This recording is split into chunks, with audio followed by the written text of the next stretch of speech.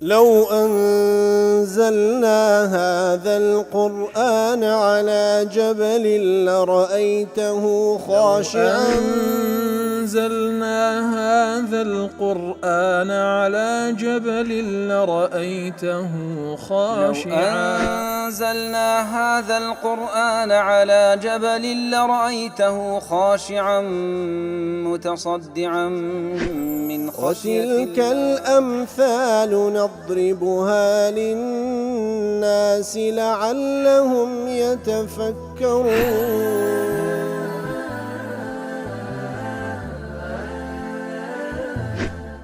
الحمد لله والصلاة والسلام على رسول الله وعلى آله وصحبه ومن والاه.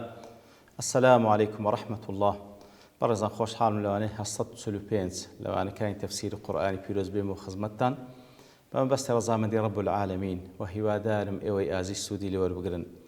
أعوذ بالله من الشيطان الرجيم. بسم الله الرحمن الرحيم. فلما عتوا عما نهوا عنه قلنا لهم كونوا قردة خاسئين. برخوش ويسان كلواني رابدوش لخزمة دوات دابوين خواهي قولا لدرجة باسي أصحاب السبت كاتي كوالوانا كان رابدوش باس ما كرديا كبون سيت طاقم أو سيت طاقمة كسانك خرابة كاربون تزاوز حدود خواهي قوليان كرد كسانك شيش موعظة وآموشگاریان کردن و بردوام بوون کەسانێکیش کە مەیوز بوون لەوانە چاک ببنەوە بێدەنجیان هەڵبژار ئیتر خوای گەورە لە ئەتکان پێشتر فەرمووی کە عەزاب هات ئەوانەی کەوا نەهیان دەکرد لە مونکەر ئەوانمان نەجاتدا ئەوانەی کەوا زوڵمیشیان دەکرد ئەوانمان بە عەزابێش تند بردەوە ئەوانی بێدەنجیش خوای گەورە بێدەنگ بوو بەرامبەریان سوبحانەوە وتەعالە کە وەکو لەوانی ڕەوی باسمان کرد ڕای زۆر بێ عولەماوەی کەوانیش نەجاتیان بەڵام خوای گەورە هیچ باسیشان ناکا وەکو بڵێ وەزنێکیان لۆدانانێ. بە هەر حاڵ فەلەما عەتەو عەمما نوهوا عنه کاتێکەوە زیاتر تەجاوزیان کرد لەوەی کەوا لێیان قەدەغە کرابوو ئیتر خوای گەورە عەزاب یەکجار چی ناردە سەریان قولنا لەهم کوونوا قردة خاسئین. ئەوەش ئەو ڕەئیە پەسەندەکا زیاتر کە وەکو لەوانەیە ڕابردوو ئیشارەتمان بکرد لە تەفسیری مەعارج دەڵێتن کەواتە ئەو عەزابەی ئەخەذنا الذین ظەلموا بعذاب بئیس هێشتا عەذابێکی ئەدنا و کەمتر بوو وەکو پەیامێک بوو ناردی خوای گەورە تاوەکو بگەڕێن کە هەر نەگەڕانەوە خوای گەورە جە بە یەکجاری عەذابەکی یەکجاری لە بۆ ناردن. فلما عتوا عما نهوا عنه كواتا لا تفسير معارج دڵێ فلما عتوا عما نهوا عنه كوتمان طبعا عتوا بمعنى أويدة كوا تجاوز كردني سنور بزاندن و بو بري تكبروا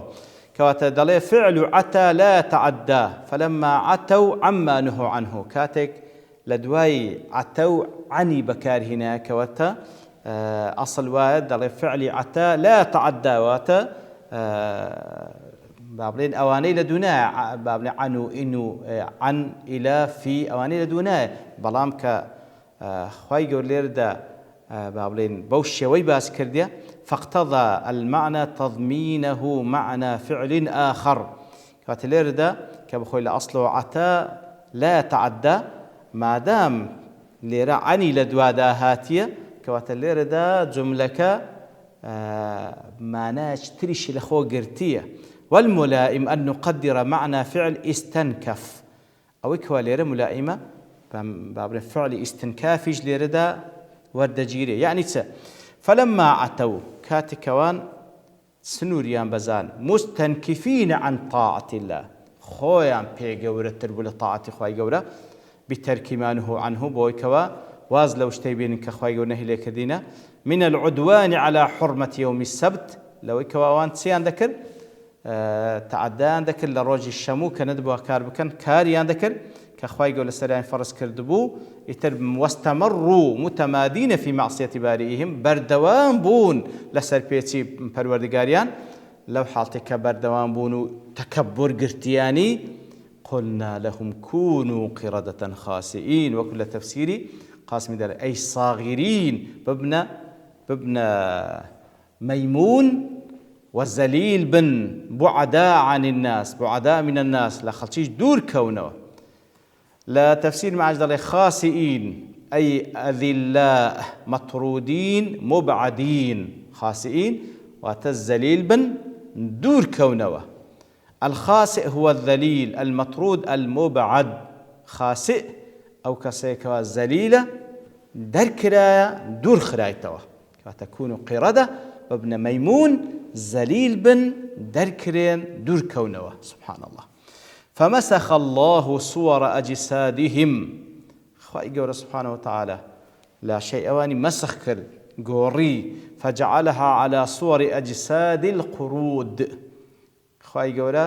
ئەوانی کردن بە مەیمون لا شيء ئەوانی کردن بە مەیمون وجعلهم خاسئين أذلاء مطرودين مبعدين زەلیلی کردن دەرکراو دوور خستراو وەکو لە قاسمی دەڵێ قال الزجاج أمروا بأن يكونوا كذلك بقول سمع قلنا لهم كونوا قردة خاسئين پێمان گوتن ببنە جوولەک ببنە مەیمونی زەلیل زەجاج دەڵێ فەرمانیان پێکرا بە قسەیەک بە قەولێک کە گوێیان لێبوو وقال غيره المراد بالأمر هو الأمر التكويني لا القولي أي التكليفي لأنه ليس في وسعهم حتى يمروا به رأيك كشي بويكوا أو أمريك تكوينية يعني نك مثلا وكو خواهي قول فرمان ده كان نواجب كان أما نواجب كان لبروي مكلفين نواجب كين لتوانا من داهب كان بلام ليه ده أمريك تكن خواهي قول كبياني فرمو ببن ميمون لتوانا خواهي ده ببن ميمون نا بلكو أمريكي تكوينية وتلازمني أو أمرانية كخواهي قول فرمي إذا أراد إنما أمره إذا أراد شيئا يقول له كن فيكون لازمني أو أمرانية كوا أمريك قدرية رد كردنويني ولا تواناشي داني رد بكاته كفرموي ببنى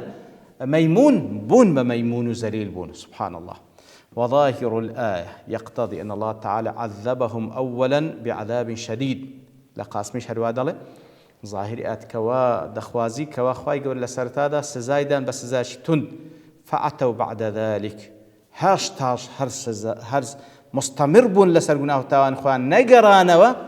تكبريان ليدا وبردوان بون فمسخهم أو زاخواي قول أواني كرنن بميمون ويجوز أن تكون الآية الثانية تقريرا وتفصيلا لما قبلها هذا اشتغل لنا هل عذابك أو أبوك أو آتي دوام تقرير تفصيل لبؤاتك بعذاب بئيس كهر أو أبوك وابون بميمون بلام الظاهر آت كان وكو رأي بابرين معارج بابو كوا سنة خواهي يقول التعامل قلبا كان كسنوريان بزاني كمزل آقاداريان ذكرت بهندك عذابي سوق لتساو عذابي تند اگر هر نقرانو او زخواهي يقول عذابش تندان لدنيري روي عن مجاهد أنهم مسخت قلوبهم لا أبدانهم والله أعلم كواتا لمجاهد جادريتو كأوان مسخت قلوبهم ضليان بو بدلي ميمون نك بدنيان والله أعلم بهر حال خواهي يقول فرموي بابن ميمون استدل بهذه القصة على تحريم الحيل أو قصة يا بلقي لسرويك وحيل للشرع حرامة وكو ابن القيم رحمة الله لإغاثة اللهفان دلي يكلم كائد كان الشيطان كوا شيطان ديويتا بيلان دادنيتو لبو مسلمانان ولبو أهل إسلام أو كوا فيرا أو عندكاتا حيلة ومكر خداع بكان لقاتيني خواي قورا كوا بهويوا أو كخواي قورا حرام كردي حلالي بكان وأو كخواي قورا فرضي كرد لسريان لا يبدأ خوان لي دربينا ودجاتي ديني خواب كان لفرمان كان لقد كراو كان وهي من الرأي الباطل طبعا بشيوي كوا كعلماء سلام متفق لسر حيلة للشرع بحر شيوي بيتن ناخوا لبر التعامل لقال خواه سبحانه وتعالى فإن الرأي رأيان أو زوكو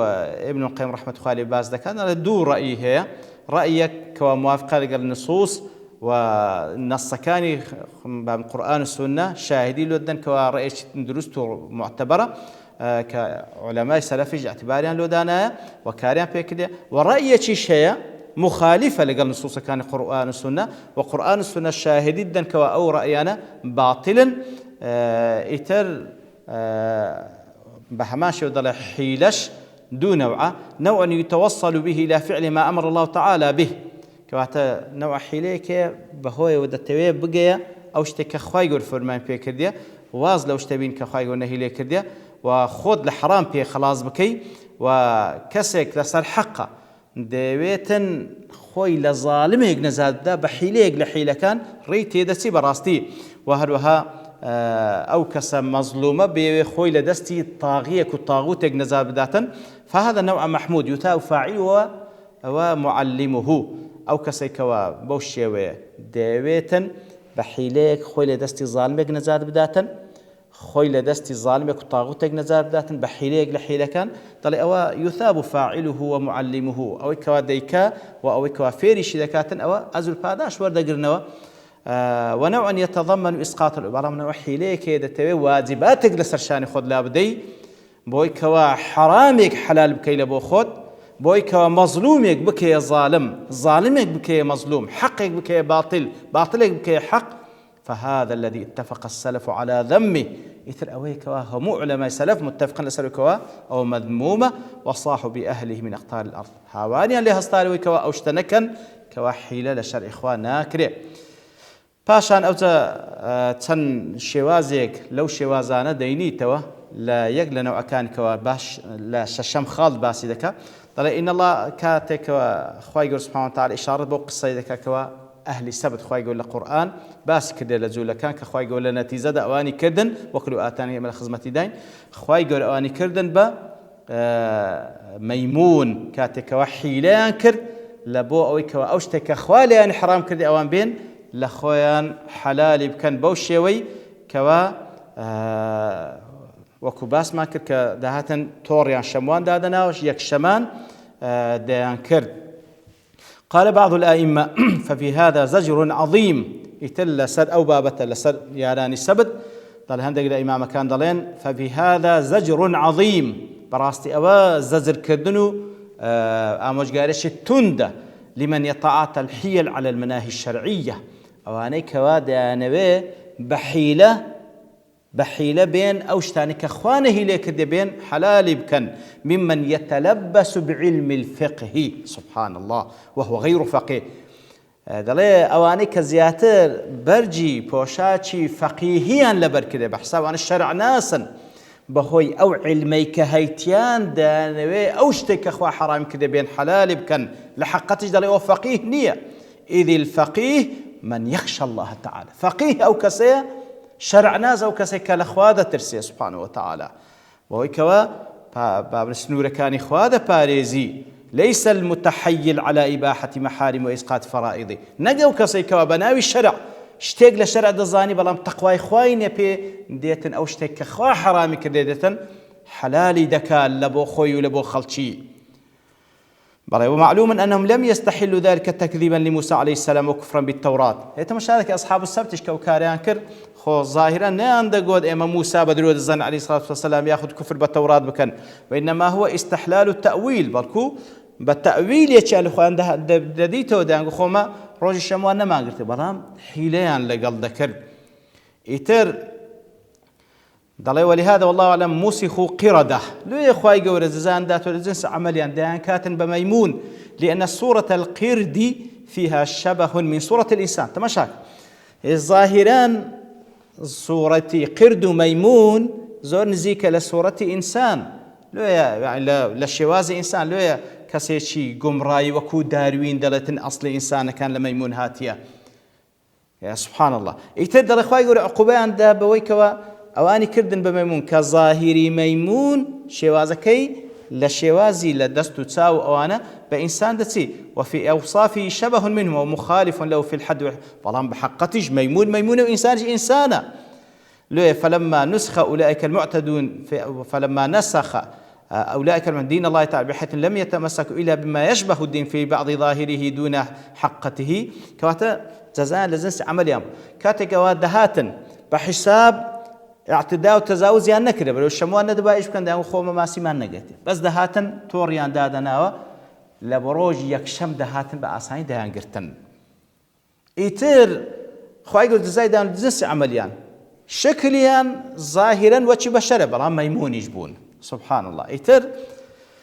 وكو لحديث اجدا بين صلى الله عليه وسلم دفرمي طبعا حديثك